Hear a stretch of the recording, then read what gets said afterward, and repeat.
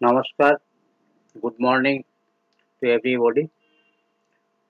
আমি গতকাল limited departmental examination প্রস্তুতির জন্য কিছু বেসিক জার্নাল এন্ট্রিজ আমি দেখিয়েছিলাম।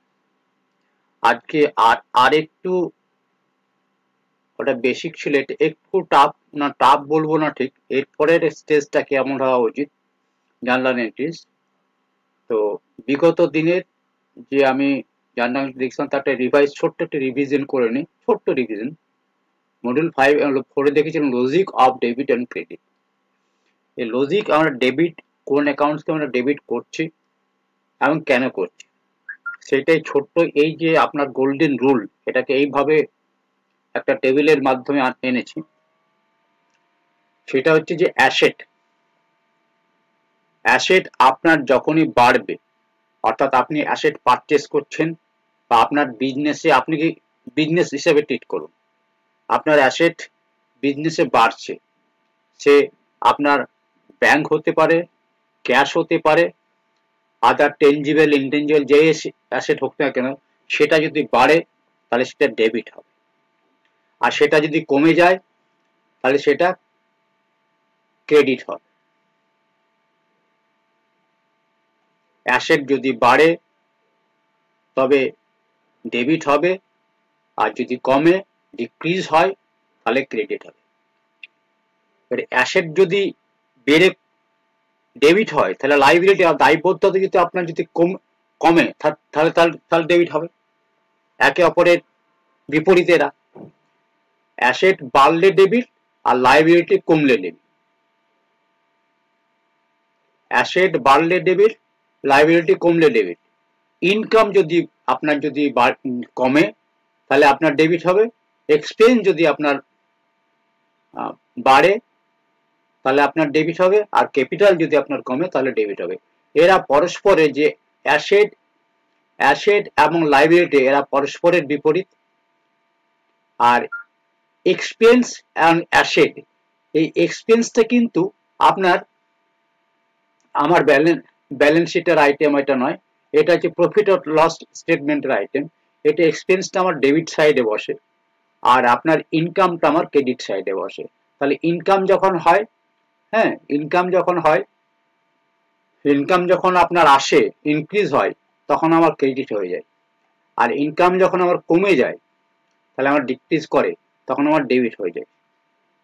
ক্যাপিটাল যখন আমার কমে তখন ডেবিট হয়, আর ক্যাপিটাল যখন আমার বাড়ে তখন ক্রেডিট হয়। এই যে মূল মন্ত্র, এই মূল মন্ত্রটাই হচ্ছে আমার সমস্ত অ্যাকাউন্টিং সিস্টেমের, জার্নাল এন্ট্রিজ বলুন আর আপনার লেজার পোস্টিং বলুন, সবকিছু এর উপরে দাঁড়িয়ে আছে। চলুন একটা এরপরে আজকে যেটা আমরা করব সেটাতে যাই। কালকে গেলে আমরা আলোচনা করেছিলাম। আজকে আমি কমপ্লিকেটেড বলবো না, কমপ্লেক্স বলবো না, আমি 25টা জার্নাল এন্ট্রি নিয়েছি আজকের জন্য।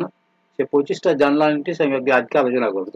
25 complex journal entries with explanation, হ্যাঁ, perfect for West Bengal audit and accounts limited departmental examination and CA foundation. এরপরে দেখুন, ফার্স্টে আমরা কি করছি, একটা journal entries, purchase of machinery with installation charge. আমি একটা মেশিন কিনছি, আর ওই মেশিনটার সাথে আমার একটা ইনস্টলেশন চার্জ আছে।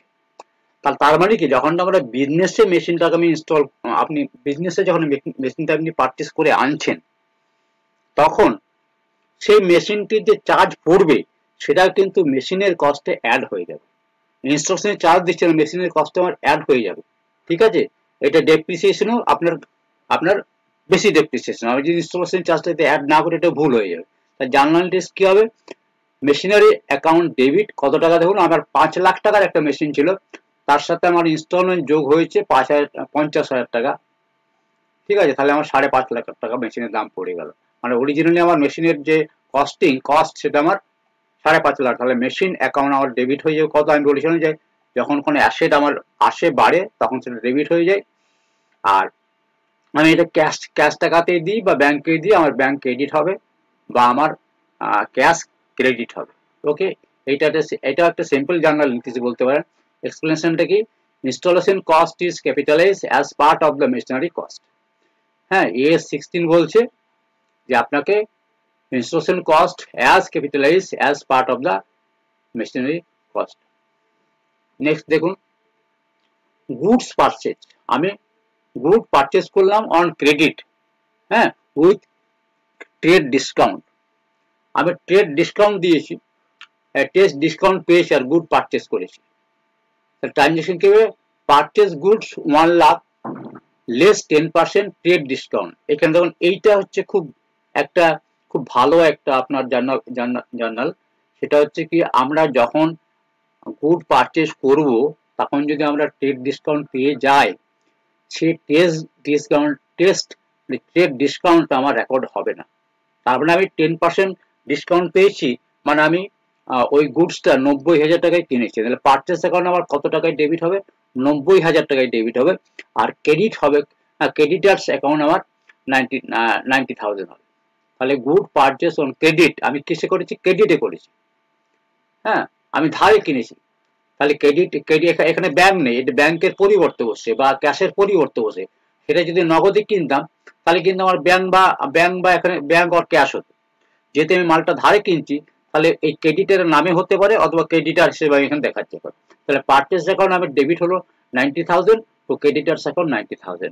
তার মানে এখানে একটা জিনিস আমরা শিখতে পারলাম, যখন আমরা ট্রেড ডিসকাউন্ট পাবো তখন ট্রেড ডিসকাউন্টের অ্যামাউন্টটা মাইনাস হয়ে আমার জার্নালাইজিং হবে। The trade discount is not recorded, only net value is entered. Next, goods sold on credit. এবার ঠিক উল্টোটা, আমরা বিক্রি করছি ক্রেডিটে with cash discount allowed. Good sold আমি গুড সোল্ড বিজনেস থেকে যখন মাল বিক্রি করা হয় ক্রেডিটে বিক্রি করছি ক্যাশ ডিসকাউন্ট দিয়ে। তার ট্রানজাকশন হচ্ছে sold goods 50,000 on credit, letter received 49,000 after 2% discount. দেখুন প্রশ্নটা খুব ভালো করে বুঝুন। আমি মালটা বিক্রি করছি কত? 50,000 টাকায়, কি ক্রেডিটে দিচ্ছি, কিন্তু যখন আমি টাকা পাচ্ছি তখন আমি বলছি ঠিক আছে যাও তোমার 2% ডিসকাউন্ট দিয়ে দিলাম।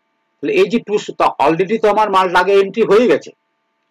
আমি মালটা যখন ক্রেডিট সেল করেছি তখন তো আমার ডেটা ক্রিয়েট হয়ে গেছে। তারপরে সে যখন টাকা দিচ্ছে তখন কি ঘটনা ঘটবে? 50,000 টাকার জায়গায় আমাকে 1,000 টাকা কম দিচ্ছে, তার মানে আমার 2% ডিসকাউন্ট দিয়ে জার্নালাইজ করতে হবে। দেখুন, অন সেল আমি কি করেছিলাম? ডেটার্স অ্যাকাউন্টটাকে আমি ডেবিট করেছিলাম 50,000 টাকা টু সেল অ্যাকাউন্ট। যখন আমি মালটা ওকে দিয়েছিলাম ডেটারকে, আমার ক্রেতাকে যখন মালটা আমি দিয়েছিলাম, ক্রেডিট সেল করেছিলাম, তখন আমি 50,000 টাকা দিয়েছিলাম। তার জন্য আমি ডেটার অ্যাকাউন্ট ডেবিট করেছিলাম 50,000 আর টু সেলস অ্যাকাউন্ট 50,000। যখন আমি টাকা রিসিভ করতে যাচ্ছি সে আমাকে, তখন আমি তার সাথে আলোচনা হলো, ঠিক আছে 2% কম দাও। তাহলে 2% কম দেওয়াতে সে আমাকে 1,000 টাকা সে আমাকে কম দেবে। তাহলে এখানে ডিসকাউন্ট অ্যালাউডটা আমাকে অ্যাকাউন্ট থেকে আনতে হবে, না তো 1,000 টাকা মিলবে না। ঠিক আছে, তাহলে অন রিসিভ ক্যাশ টাকা পেলাম আমি, আর ব্যাংকে গেল টাকা চেকে দিত।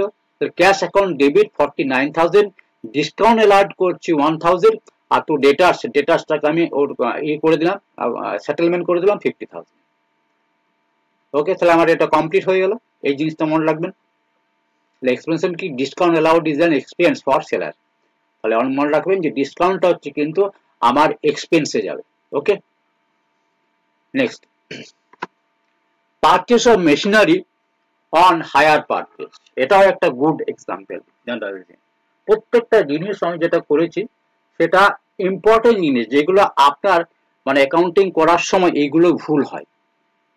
আমি একটা জিনিস পারচেস করছি on hire purchase.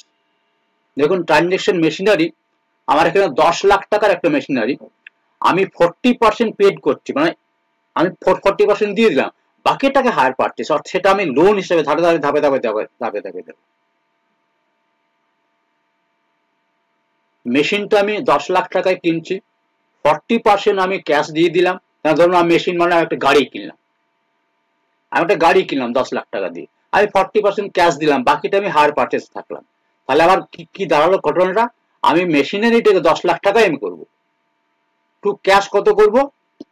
Two cash কত করেছি? 40% 4 লাখ, আর হায়ার পারচেস ভেন্ডার অ্যাকাউন্ট আমি ক্রেডিট করে দেবো 6 লাখ। এটা আমার হচ্ছে আমার জার্নাল হবে। Machinery account 10 lakh debit 10 lakh to cash account 4 lakh to hire purchase vendor account হচ্ছে 6 lakh. Explanation কি হচ্ছে? Asset recorded at full cost. এটা হচ্ছে ইম্পর্টেন্ট। অ্যাসেটটা আমি রেকর্ড করব ফুল কস্টে। আর liability created for unpaid amount. Liability এই যেমন 6 লাখ টাকা আমার আনপেড থাকলো, তাহলে হায়ার পারচেজ আমার 6 লাখ টাকা পরবর্তীকালে যেভাবে আমার ইনস্টলমেন্ট বা যেভাবে ও আমাদের সাথে কন্ডিশন কন্ট্রাক্ট থাকবে সেইভাবে টাকাটা দেবো, সেইভাবে আমার পরবর্তী ধাপগুলো হবে। এরপরে চলে আসি গুডস গিভেন অ্যাজ চ্যারিটি। খুব ইম্পর্টেন্ট বেশি জিনিস। আমি চ্যারিটি দান করে দিলাম গুডস, দান করলাম মানে কি আমি আমার এর সাথে আমার কোনো ক্যাশের বা ব্যাংকের কোনো সম্পর্ক থাকলো না। আমি যখন কোনো গুডস যদি আমি দান করে দিই তাহলে আমার ক্যাশের কোনো সম্পর্ক থাকলো না, চ্যারিটি করে দিলাম। তাহলে আমার একটা চ্যারিটি অ্যাকাউন্ট থাকবে, একটা দান অ্যাকাউন্ট থাকবে, চ্যারিটি অ্যাকাউন্ট ডেবিট হয়ে যাবে, চ্যারিটি আমরা বাড়লো। আমি কি করব, যে মালটা আমি দিয়েছি সেই যে পারচেজ অ্যাকাউন্টটা আছে সেখান থেকে মালটাকে আমি কমিয়ে দিলাম টু পারচেজ অ্যাকাউন্ট 5,000। তাহলে জার্নাল লিখলো charity account debit 5,000 to purchase account credit 5,000। Expression কি goods use for non business purpose expense. আমি যদি কোনো গুডসকে নন বিজনেস পারপোজে ব্যবহার করি সেটা আমার এক্সপেন্স ধরা হবে। Next, owners উইথড্রস goods for personal use. আপনি বলতে পারেন সিমিলার কেস, দেখ ওনার্স তার পার্সোনাল ইউজের জন্য কিনছে, তাহলে ওনার্সের অ্যাকাউন্ট হচ্ছে ড্রয়িং অ্যাকাউন্ট, ডেবিট হলো 10,000 আর পারচেজ থেকে আমার আরো 10,000 টাকা কমে গেল। Drawing account 10,000 two purchase account 10,000। Expression কি treated as withdrawal from business stock for personal use. Treated as withdrawal from business stock for personal use. Okay, এরপরে আসুন নেক্সট হচ্ছে depreciation on machinery. Machinery depreciation করছি, journal এন্ট্রিসকে depreciation account debit হয়ে যায়, এটা simple অ্যাকাউন্টই ছিল, সিম্পল জার্নাল এন্ট্রি আছে।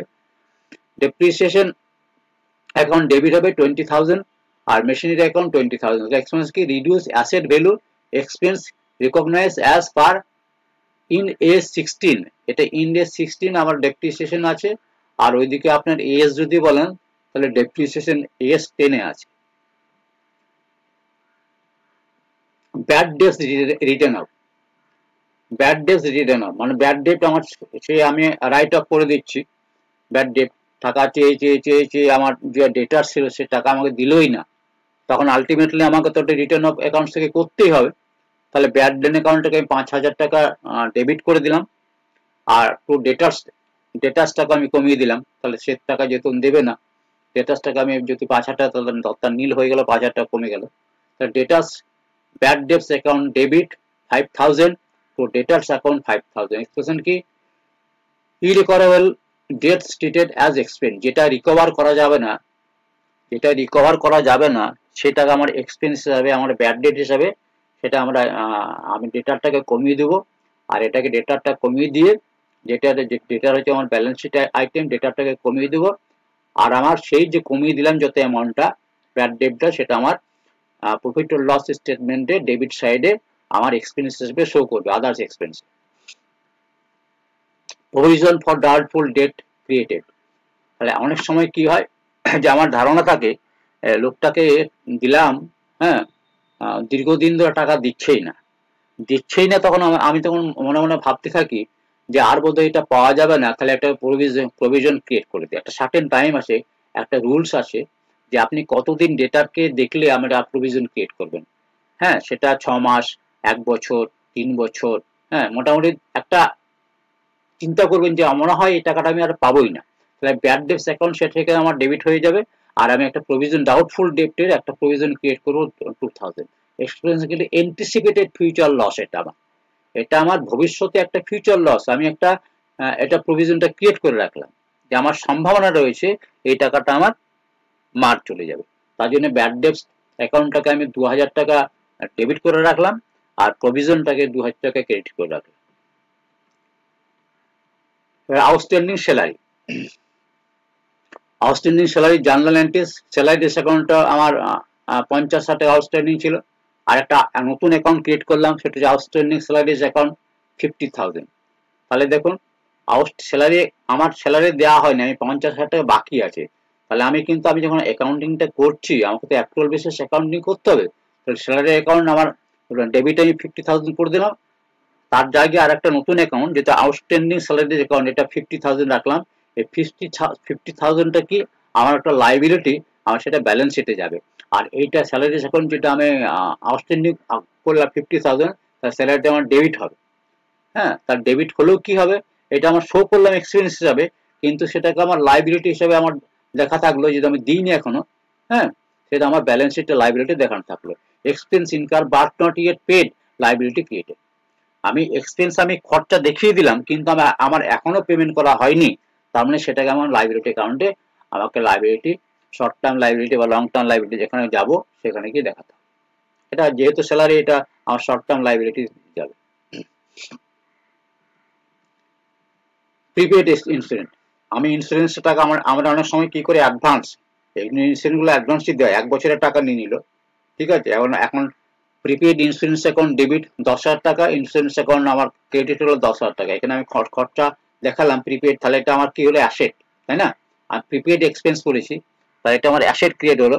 তাহলে আমি বছরের শেষে ধরুন একটা বছরে, সারা বছরের আমি ধরুন জুলাই মাসে দিয়েছি, জুলাই আগস্ট মাসে দিয়েছি, তাহলে একটা সময় কি হবে না, আমি তার একটা 50% আমি এক্সপেন্স দেখিয়ে দেবো, আর 50% আমাকে ওটা আমার দেখাতে হবে, কি বলে ওটাকে, কি বলে আপনার অ্যাসেট দেখাতে হবে, ঠিক আছে। তাহলে prepaid expense account debit 10,000 to insurance account 10,000 expression কি পেমেন্ট মেড ইন অ্যাডভান্স, যেটা আমি আগে টাকা দিয়ে দিয়েছি, যে বাস্তবে আমার ওটা অরিজিনাল খরচা হয়নি, সেটা আমার নেক্সট পিরিয়ডের জন্য অ্যাসেট হিসেবে ট্রিট হবে।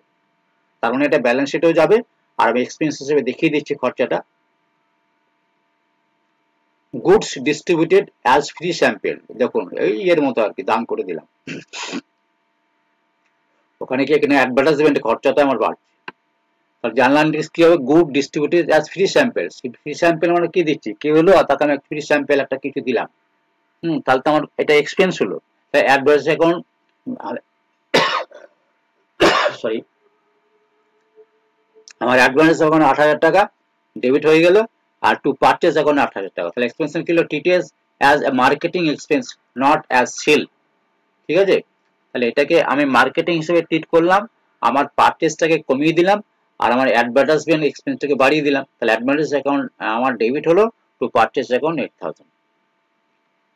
Interest on capital, journal entries কি হবে, interest on capital account debit two capital account, ঠিক আছে। আমার ইন্টারেস্ট অন ক্যাপিটাল, আমার ক্যাপিটালের উপরে এটা আমার পার্টনারশিপ অ্যাকাউন্টে দেখা যায়, ইন্টারেস্টে আমি ইন্টারেস্ট দিলাম ক্যাপিটাল করে, সেটা ইন্টারেস্ট অ্যাকাউন্ট আমার ডেবিট হয়ে গেল, ইন্টারেস্ট অন ক্যাপিটালটা ডেবিট হয়ে গেল, আর খরচাটা কোনো বাড়লো, আর সেটা আমার কোথায় ক্রেডিট হলো না ক্যাপিটাল অ্যাকাউন্ট।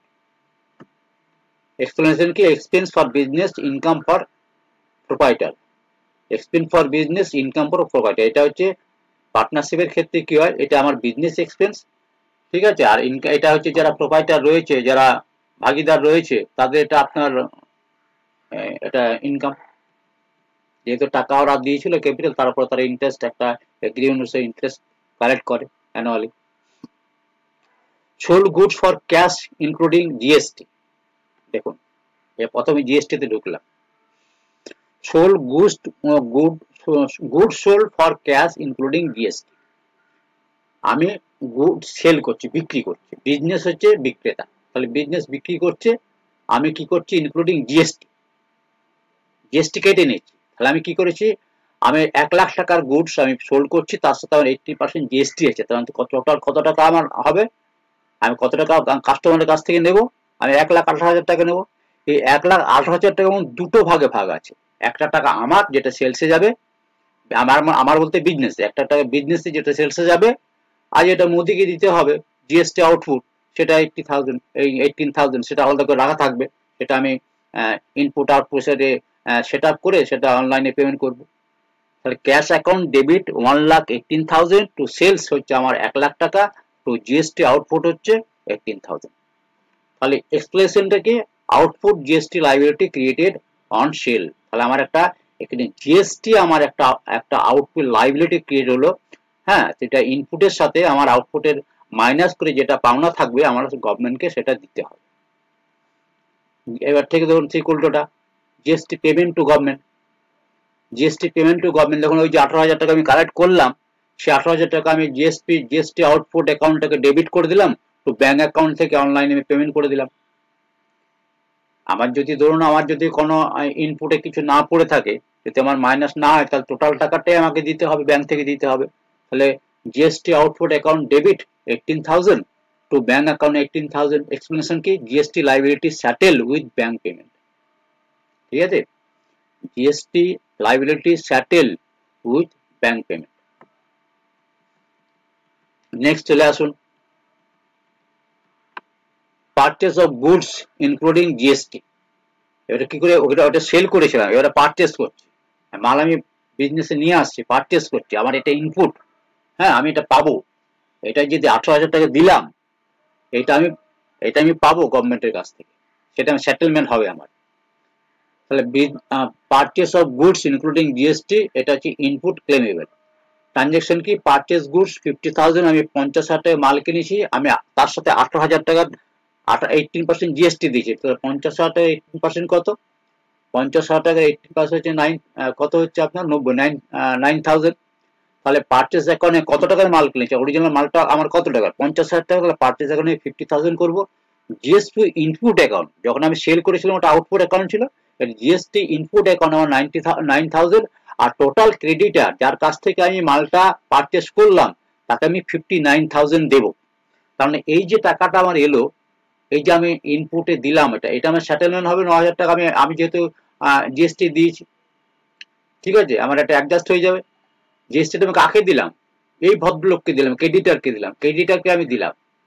তাহলে এইটা আমি যখন জিএসটি রিটার্ন সাবমিট করব, জিএসটি আমি ক্লেম করব, তখন আমি ইনপুট আউটপুটের সাথে মাইনাস করে নেব বাকি টাকা। আর এইখানে এখন যদি ওই ঘটনা যদি একসাথে পরে ওই ঘটনা, এই ঘটনাটা আগে ঘটতো, আমার 16 নম্বর জার্নালটা যদি আমার আগে ঘটে, তাহলে 9,000 টাকা পাওনা থাকতো, আর ওখানে 18,000 টাকা আমার দিতে হতো, তাহলে 9,000 টাকা দিতাম। ঠিক আছে, এখান থেকে তো ক্রেডিটার্স এখানে 9,000 ক্রেডিটের কাছ থেকে নেবে গভর্নমেন্ট, আর আমি গভর্নমেন্টের কাছ থেকে এটা পাবো। তাহলে হচ্ছে purchase account debit 50,000, GST input account debit 9,000, তো ক্রেডিটার্স এর কাছ থেকে আমি নেব 59,000। এক্সপ্রেশন কি, input GST recorded as asset, এটা আমার অ্যাসেট হিসেবে রেকর্ড থাকবে। আমি যখন যেটা আমরা ওই আমাকে সবসময় জিএসটিটা পেমেন্ট করতে হয়, আমাকে বলতে এখানে বিজনেসের বিহাফ অফ বিজনেস আমি কথা বলছি, সবসময় জিএসটি পেমেন্ট করতে হয় আমার 20 তারিখের মধ্যে। তাহলে 20 তারিখের মধ্যে আমার এটা সেটেল হয়ে যাবে, প্লাস মাইনাস হয়ে যাবে।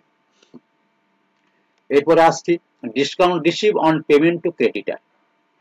Discount receive on payment to creditor, তার জন্য ক্রেডিটারের কাছ থেকে ডিসকাউন্ট রিসিভ করছি, তাই ক্রেডিটার অ্যাকাউন্ট ডেবিট হবে। ঠিক আছে, আমি ক্রেডিটার অ্যাকাউন্ট ডিসকাউন্ট, দেখুন ক্রেডিটার ঠিক উল্টোটা, ওই যে সেলের সময় দেখেছিলাম, এখানে আমি কি করছি, আমি ক্রেডিটারের কাছ থেকে আমি একটা ডিসকাউন্ট পাচ্ছি। কত পাচ্ছি ডিসকাউন্ট, আমি পাচ্ছি 200 টাকা ডিসকাউন্ট পাচ্ছি। তার 200 টাকা ওর কাছ থেকে ওকে আমার কত দেওয়ার ছিল, ক্রেডিটার আমার লাইবিলিটি কত দেওয়ার ছিল, 10,000 টাকা উনি পেতেন আমার কাছ থেকে, তাহলে ওনার সাথে আমার 10,000 টাকা পাওয়ার কথা আছে। তাহলে এখান থেকে আমি কি করছি, creditors account debit 10,000 to cash account আমি ঢোকাচ্ছি 9,800, আর ডিসকাউন্ট রিসিভ আমি দিয়ে দিচ্ছি 200। তাহলে টোটাল আমার ওই ক্রেডিটারটা সেটেল হয়ে গেল।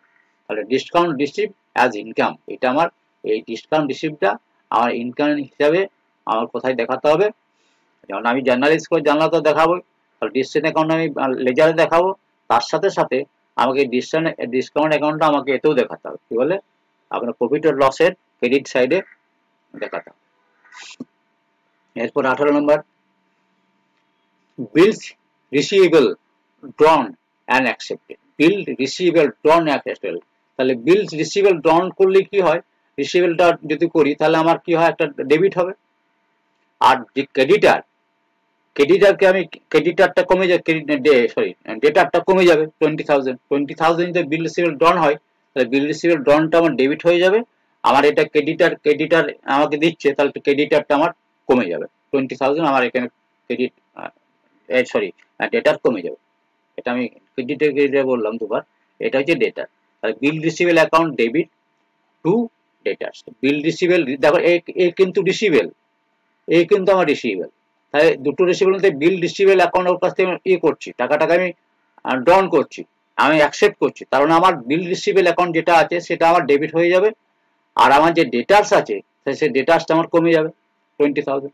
তাহলে record bill accepted by customer, record bill accepted by customer, ঠিক আছে। Bill discounted, bill discounted, debtors account debit হবে, ঠিক উল্টোটা, bill discounted, debtors account debit হবে 20,000 টু বিল রিসিভেবল অ্যাকাউন্ট 20,000। তার মানে এটা হচ্ছে বিল ডিসঅনার্ড রিভার্ট টু ডেটার। তাহলে আমার যদি বিল ডিসঅনার্ড হয়ে যায়, আমি যেটা আমাকে 20,000 টাকা দিয়েছিল সেটা আমার ডিসঅনার হয়ে গেল, সেটা আমি পেলামই না, তাহলে আমি কি করবো, ব্যাক টু আমার ডেটার অ্যাকাউন্টটাকে আবার বাড়িয়ে দেবো। তুমি আমাকে চেক, আমার একটা ডিসঅনার, ধরো চেক দিয়ে গেলো কেউ, চেকটা আমার 90 ডেজের মধ্যে ইয়ে করার কথা, আমি তো অ্যাকাউন্টিং এ আমি যখন চেকটা পেলাম তখন তো আমি একটা রিসিভেবল করে একটা অ্যাডজাস্ট করে দিয়েছিলাম। এখন সেই চেক বা বিল যদি আমার ডিসঅনার হয়ে যায়, তাহলে আমার কি করতে হবে, ডেটারটাকে আবার বাড়িয়ে দেবো, বিল রিসিভেবলটাকে কমিয়ে দেবো। তাহলে debtors account debit to bill receivable credit. 19 নম্বরে payment of interest on loan, আমি লোন পেমেন্ট করছি, পেমেন্ট লোন পেমেন্ট নয়, লোন ইন্টারেস্ট পেমেন্ট করছি, তাহলে এগুলো এগুলো সিম্পল, আমি ব্যাংক থেকে টাকা দিচ্ছি ইন্টারেস্টে, তাহলে interest loan account debit to bank, simple একটা, এটা তো শিক্ষার জিনিস নয়। Goods chain on approval, good chain on approval, এই জিনিসটা আপনার দেখা যায় ব্রাঞ্চ, আপনার যে ব্রাঞ্চ অ্যাকাউন্টিং আছে সেখানে। ব্রাঞ্চ অ্যাকাউন্ট কি করে, হেড অফিস কি করে, হেড অফিস ব্রাঞ্চ অফিসকে গুড পাঠায়, তাহলে গুড সেন্ড অন অ্যাপ্রুভাল। অথবা এমনি হয়, এটা যে ব্রাঞ্চ অফিসে ঘটে তা নয়, এটা এই ঘটনা ঘটে, ধরুন আমি একটা দোকানদারের সাথে কথা বললাম বা ওর সাথে কথাবার্তা হলো, এই জিনিসটা আমি ব্যবহার করে তোমাকে টাকা দেবো, ঠিক আছে, তাহলে আপনি কাজ করুন, এটার দাম 10,000 টাকা, 30,000 টাকা, এটা আপনি 10 দিন পর কিন্তু আপনি আমাকে যদি না রিটার্ন দেন, তাহলে কিন্তু আমি ধরে নেব যেটা অ্যাপ্রুভ হয়ে গেছে এবং আমার একটা সেলস ট্রিট হয়ে যাবে, তাহলে আপনাকে 30,000 টাকা দিতে বাধ্য হবে। এই কন্ডিশন হলো, আমি একটা গুডস নিয়ে এলাম, আমি 10 দিন মালটা রাখলাম, মালটা রেখে আমি যদি 8 দিনের মাথায়, 9 দিনের মাথায়, 7 দিনের মাথায় রিটার্ন দিয়ে দিই, তাহলে আমার হলো না ভাই, আমার ভালো লাগেনি মালটা, নিয়ে না, তাহলে আমার ওটাতে সেটেলমেন্ট হয়ে গেল, ব্যাক করে দিলাম গুডটাকে। কিন্তু 10 দিন পর যদি আমি দেখি যে আমি, তার মানে একটা আমার আমার যে এগ্রিমেন্ট হয়েছিল ওর সাথে 10 দিন মালটা আমি রাখবো, তারপর আমি টাকা দেবো, তার আগে দেবো না, তাহলে 10 দিন পেরিয়ে গেছে, মানে ওটা মানে আমার গুড গুড অ্যাপ্রুভ হয়ে গেছে, তাহলে আমি কি করব, good send on approval account debit to sales account, তাহলে আমি সেল এটা দেখিয়ে দিলাম, জানালি good send on approval account debit to sale account, explain কি, sales not finalise, separate account used till confirmation, ঠিক আছে। তাহলে এইখানটাতে কি হলো, গুডসটাকে আমি পাঠালাম, সেল দেখালাম, কিন্তু এখনো পর্যন্ত যে কাস্টমার সে অ্যাপ্রুভাল করেনি, তাহলে এই গুড সেন অন, আমি ঘটনাটা বললাম কি এরকম ঘটনা ঘটবে, যখন আবার ঘটনা ঘটবে তখন আমি কি করব, এটাকে আর যদি রিটার্ন দিতে তাহলে রিভার্স হয়ে যাবে। Sales, sale on old machinery, profit on sale, এটা দেখুন, এটা ইম্পর্টেন্ট আছে, sale on old machinery, profit on sale, transaction machinery cost হচ্ছে আপনার 1 লাখ টাকা, অ্যাকুমুলেটেড ডেপ্রিসিয়েশন হচ্ছে 70,000, সোল ফর 40,000। দেখুন কি, আমার মেশিনের অরিজিনাল দাম কত ছিল, মেশিনারি কস্ট কত ছিল, 1 লাখ টাকা, মেশিনটা অ্যাকুমুলেটেড ডেপ্রিসিয়েশন মানে প্রত্যেক বছর ডেপ্রিসিয়েশন হয়ে হয়ে সেটা 70,000 টাকা দাঁড়িয়েছে, ঠিক আছে। দেখা গেল আমার 10% ডেপ্রিসিয়েশন ছিল, এটা আমার ধরুন 7 বছরের ডেপ্রিসিয়েশন, এসএলএম এর ডেপ্রিসিয়েশন ছিল প্রতি বছর 10,000 টাকা করতে, 7 বছরে আমার 70,000 টাকা ডেপ্রিসিয়েশন হয়ে গেছে, তাই অ্যাকুমুলেটেড ডেপ্রিসিয়েশন বলছি এটাকে, 70,000 টাকা। আর মেশিন ছিল আমার আপনার কত টাকা, 1 লাখ টাকা, কিন্তু আমি যখন বিক্রি করলাম, হ্যাঁ সোল করলাম 7 বছর পরে, তখন আমি 40,000 টাকা পেলাম, তাহলে কি দাঁড়ালো, জানলাম যে ব্যাংকে আমার কত এলো, ব্যাংকে আমি বিক্রি করলাম আমার 40,000 টাকা, অ্যাকুমুলেটেড ডেপ্রিসিয়েশন কত, 70,000 টাকা, তাহলে আমি কত পেয়ে গেলাম, সব মিলে 1,10,000 পেয়ে গেলাম, তাহলে মেশিনটাকে আমি ক্রেডিট করছি, মেশিনটাকে নীল করে দিলাম 1 লাখ টাকা দিয়ে, মেশিন আর নেই। আর একটা কি হলো না, প্রফিট করলাম সেল করে, সেটা আমার 10,000 টাকা, এই প্রফিটটা আমার ইয়েতে চলে যাবে, কি বলে আমার প্রফিট অন সেল মানে পিএল এ চলে যাবে। ঠিক আছে, তাহলে ব্যাংক অ্যাকাউন্ট ডেবিট 40,000, আমি মালটা বিক্রি করলাম, একটা পুরোনো মাল, অ্যাকুমুলেটেড ডেপ্রিসিয়েশন আপনার 70,000 টাকা, 1,10,000 হয়ে গেল, তাহলে 1,10,000 টাকা তো আমার ফিট করতে হবে। মেশিনের অ্যাকাউন্টে 1,00,000 টাকা ছিল আর আমার লাভ হয়েছে 10,000 টাকা, সেটা আমার যে profit on sale of asset সেটা তো আমি ক্রেডিট করে দিলাম, প্রফিট রিকগনাইজড অ্যাজ ইনকাম। 23 নম্বর, loss on sale of machinery, ঠিক উল্টোটা ঘটছে এখানে। Transaction sold for 20,000, book value ছিল আপনার 25,000, এটা মেশিনের বুক ভ্যালু, অর্থাৎ কস্ট ছিল মেশিনটার। বুক ভ্যালু বলতে এখানে দেখুন আমার অ্যাকুমুলেটেড ডেপ্রিসিয়েশন দেখায়নি। অনেক সময় কি হয়, অ্যাকুমুলেটেড ডেপ্রিসিয়েশন না করে ডাইরেক্টলি ডাব্লিউডিবি তে দেখানো হয়, ডাব্লিউডি দেখানো আর ওই অ্যাকুমুলেটেড ব্যাপারটা আসে না। সেক্ষেত্রে আপনার 20,000 টাকা মেশিনটা দাঁড়িয়েছে বুক ভ্যালু, মানে লাস্ট ব্যালেন্স শিটে আমার মেশিনটার দাম দাঁড়িয়েছে, একটা পুরোনো মেশিন, সেটার দাম দাঁড়িয়েছে 20,000 টাকা। সোল্ড ফর, আমি 20,000 টাকা বিক্রি করলাম, কিন্তু বুক ভ্যালু ছিল 25,000 টাকা। বুক ভ্যালু 25,000 টাকা, সেই পুরোনো মেশিনটাকে আমি বিক্রি করলাম 20,000 টাকা, তাহলে আমার 5,000 টাকা লস হয়ে গেল।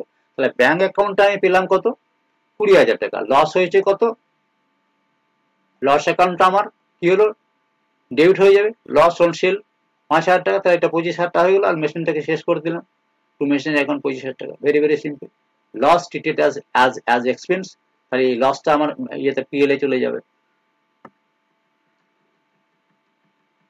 এরপরে salary paid including employer's PF contribution, salary দিচ্ছি তার সাথে আমি পিএফ দিচ্ছি, তাহলে স্যালারি কত হাজার টাকা দিচ্ছি, স্যালারি এখন ডেবিট হয়ে একটা এক্সপেন্স, 50,000 স্যালারি দিলাম, পিএফ দিলাম 5,000 টাকা, তাহলে পিএফ কন্ট্রিবিউশনটা আমার আমার আমার ডেবিট হবে, পিএফ কন্ট্রিবিউশন এটাও আমার ডেবিট হবে। আর ব্যাংক থেকে আমার কত টাকা বেরিয়ে গেল, 55,000, তাহলে আমি স্যালারি দিয়েছি 50,000 টাকা, তাহলে এই টোটাল টাকাটা এমপ্লয়ি কস্ট, এই টোটাল টাকাটাই হচ্ছে আমার এমপ্লয়ি কস্ট। আমি সে আগের দিন বলছিল না ব্যালেন্স পিএল এ ওইটা লস স্টেটমেন্টে টোটাল আমাকে এমপ্লয়ি কস্ট 55,000 টাকা দেখাতে হবে। 55,000 টাকা আমার টোটাল টাকা কত ব্যাংক থেকে বেরিয়ে গেছে, ব্যাংক আমার কত কমেছে, 55,000 টাকা কমে যাবে। তাহলে এক্সপ্রেশন কি, total expense includes contribution liability settle via bank, ব্যাংকের মাধ্যমে আমার যে লাইবিলিটি ছিল salary payment plus PF payment, আমি লাইবিলিটির মধ্যে স্যালারি করে দিলাম। আজকের এটা লাস্ট ট্রানজাকশন, লাস্ট আমার transaction transfer of net profit to capital account. Capital অ্যাকাউন্টে আমি আমার যে প্রফিট হবে সেই প্রফিটটাকে আমার অ্যাপ্রোপ্রিয়েশন যখন আমি করছি প্রফিটটাকে আমি আমি আপনার ক্যাপিটাল অ্যাকাউন্টে পাঠিয়ে দিচ্ছি। কিভাবে পাঠাবো, প্রফিট আর লস অ্যাকাউন্টটাকে ডেবিট করে দেবো, এটা আমার প্রফিট হয়েছে। ঠিক আছে, আমার প্রফিট ওখান থেকে ওটা বেরিয়ে গেল, টাকাটা কোথায় যাচ্ছে, ক্যাপিটাল অ্যাকাউন্টে 1,00,000 টাকা। তাহলে সিম্পল জিনিস, প্রফিট আর লস অ্যাকাউন্ট ডেবিট হয়ে যাবে আর ক্যাপিটাল অ্যাকাউন্ট আমার ক্রেডিট হয়ে যাবে। এক্সপেন্স কি, closing of PL account, profit added to capital account. তাহলে আমার টোটাল এই টাকাটা আমি যদি আমার ইয়ে হয় কোম্পানি অ্যাকাউন্ট হয়, সেখান থেকে কিন্তু আমার ওখানে রিজার্ভে গিয়ে জমা হয়। ডিস্ট্রিবিউশন আলাদা অনেক কিছু এর মধ্যে থাকে, ডিস্ট্রিবিউশন অনেক কিছু ব্যাপার আছে। সিম্পল একটা জিনিস বলেছি যে প্রফিট লস, প্রফিট যখন আমার ক্যাপিটালে যাবে, প্রফিট এন্ড লস অ্যাকাউন্টটা ডেবিট হবে এবং ক্যাপিটাল অ্যাকাউন্টটা ক্রেডিট হয়ে যাবে। এক্সপ্রেশন কি, ক্লোজিং অফ প্রফিট ও loss discount, profit added to capital account. তো আজকে আমার এই 25টা আপনার জার্নাল ছিল, যেটা আমি আজকে ডিসকাশন করলাম। আরো কিছু জার্নাল আমি ডিসকাশন করার পরে এগুলো ধরে আমি একটা লেজারে যাব, লেজার পোস্টিং হবে। লেজার পোস্টিং করার পরে আমি ট্রায়াল ব্যালেন্স তৈরি দেখাবো, কিভাবে ট্রায়াল ব্যালেন্স তৈরি করতে হয়। তারপরে আমি প্রফিট ও লস অ্যাকাউন্ট এবং ব্যালেন্স শিটে যাব। ওকে, ধন্যবাদ, ভালো থাকুন এবং আমার এইটাকে সাবস্ক্রাইব অবশ্যই করবেন, যাতে ডে টু ডে প্রতিদিনই আপনারা ভিডিও পাবেন, অ্যাকাউন্টসের উপরে পাবেন। আবার পরবর্তীকালে আমি আপনার ওই আমাদের যে civil audit account service rule আছে সেগুলো আমি চ্যাপ্টার ওয়াইজ আলোচনা করব, একটুকু সাবস্ক্রাইব করে রাখুন। প্রতি মুহূর্তে আপনারা এভরিডে আপনি আপলোড, আপনি এক্সপেক্ট করতেই পারেন যে এই চ্যানেল থেকে আপনি প্রত্যেকটা সাবজেক্টের উপরে ভিডিও পাবেন। ঠিক আছে, আপনি যেমন এই যেমন আমি বেসিক আমি অ্যাকাউন্টিং শুরু করেছি, আর যেহেতু আপনারা লিমিটেড ডিপার্টমেন্টাল এক্সামিনেশন দেবেন, সেই ক্ষেত্রে আপনার তো তিনটে বিষয় একটা মনে রাখবেন যে অডিট এন্ড অ্যাকাউন্ট সার্ভিসে চান্স পেতে গেলে তিনটে সাবজেক্ট, এটা 100 নম্বর করে আছে। এরিথমেটিকে আপনাকে 90 তুলতে হবে, অ্যাকাউন্টসে আপনাকে 60 থেকে 70 তুলতে হবে। আমি আপনাদেরকে বলছি যে অ্যাকাউন্টসে আমি কমন দিতে পারবো না, কিন্তু এটা বলছি যে অডিট সাবজেক্টে এমন কিছু আসে যেগুলো আপনি যদি ঠিকমতো চর্চা করেন দেখবেন সব কমন পেয়ে গেছেন। আর কনসেপচুয়াল ম্যাটার তো আমি প্রচুর এবারে আপনাদেরকে দেখবেন আমি 12 সালের অডিট কোশ্চেন নিয়ে আলোচনা করেছি, এবারে 16 সালেরটা আমি দিয়েছি। আর যারা গ্রুপে আছেন, আমার গ্রুপে আছেন, হোয়াটসঅ্যাপ গ্রুপে আছেন, তাদের 16 সালেরটা দিয়েছি। 16 সালেরটা আমি আলোচনা করব। ধাপে ধাপে সমস্ত কোশ্চেন অ্যান্সার এখানে আলোচনা হবে। আপনারা খেয়াল রাখুন এবং চ্যানেলটাকে অবশ্যই সাবস্ক্রাইব করে রাখুন, যাতে কোনো আপনার ভিডিও যেন মিস না হয়। আর